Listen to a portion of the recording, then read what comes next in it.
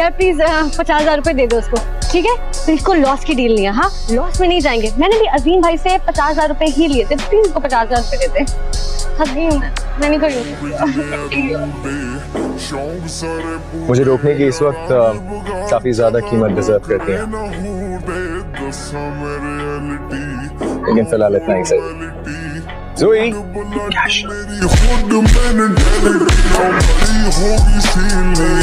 चल की machine check खा गया यूके का वकील, सोलो